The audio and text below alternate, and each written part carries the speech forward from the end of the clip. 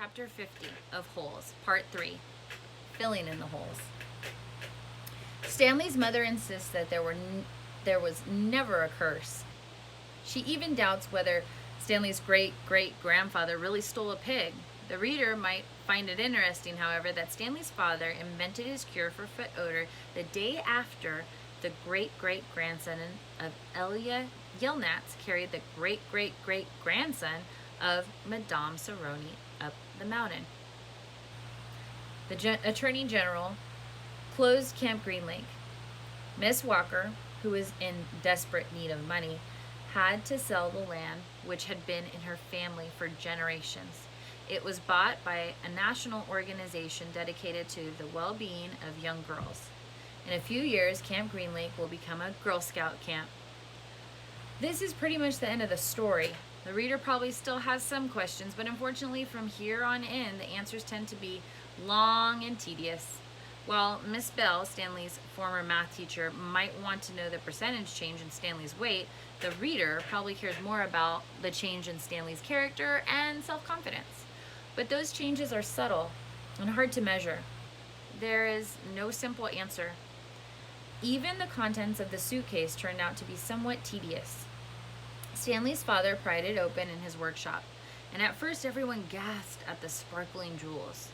Stanley thought he and Hector had become millionaires, but the jewels were of poor quality with no more than $20,000.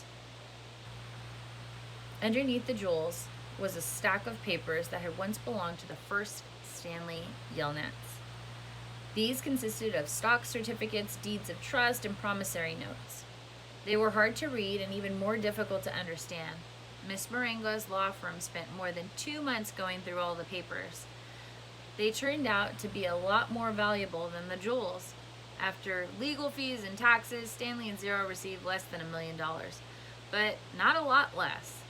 It was enough for Stanley to buy his family a new house with a laboratory in the basement and for Hector to hire a team of private investigators. But it would be boring to go through all the tedious details of all the changes in their lives. Instead, the reader will be presented with one last scene, which took place almost a year and a half after Stanley and Hector left Camp Green Lake. You will have to fill in the holes yourself. There was a small party at the Yelnats' house. Except for Stanley and Hector, everyone there was an adult. All kinds of snacks and drinks were set out on the counter, including caviar, champagne, and the fixings to make ice cream sundaes. The Super Bowl was on television, but nobody was really watching it. It should be coming on at the next break, Miss Marengo announced. A time was called in the football game, a timeout, was called in the football game, and a commercial came on the screen. Everyone stopped talking and watched. The commercial showed a baseball game. Amid a cloud of dust, Clyde Livingston slid into home plate as the catcher caught the ball and tried to tag him out. "Safe!" shouted the umpire, as he signaled with his arms. The people at Stanley's house cheered, as if the run really counted. Clyde Livingston got up and dusted off his shirt. As he made his way back to the dugout, he spoke to the camera.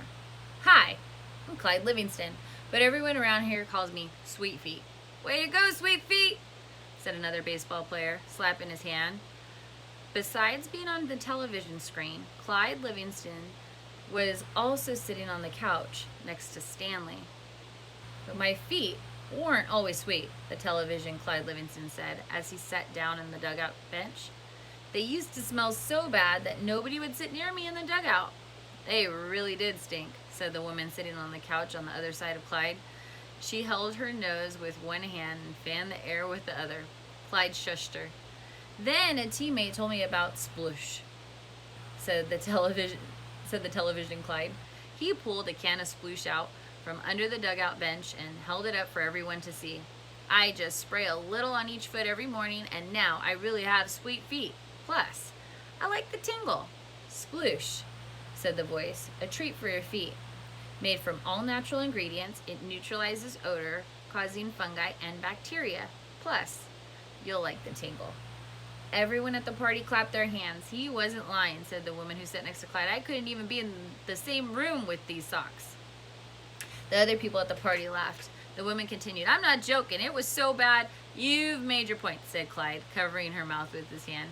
He looked back at Stanley. Will you do me a favor, Stanley? Stanley raised and lowered his left shoulder. I'm going to get more caviar, said Clyde. Keep your hand over my wife's mouth. He patted Stanley on the shoulder as he rose from the couch. Stanley looked uncertainly at his hand, then at Clyde Livingston's wife. She winked at him. He felt himself blush and turned away toward Hector, who was sitting on the floor in front of the overstuffed chair. A woman sitting in the chair behind Hector was absent-mindedly fluffing his hair with her fingers. She wasn't very old, but her skin had a weathered look to it, almost like leather. Her eyes seemed weary, as if she had seen too many things in her life that she didn't want to see, and when she smiled, her mouth seemed too big for her face. Very softly, she half sang, half hummed a song that her grandmother used to sing to her when she was a little girl. If only the moon speaks, reflecting the sun and all that's gone by. Be strong, my wary wolf. Turn around boldly. Fly high, my baby bird. My angel, my only. The end.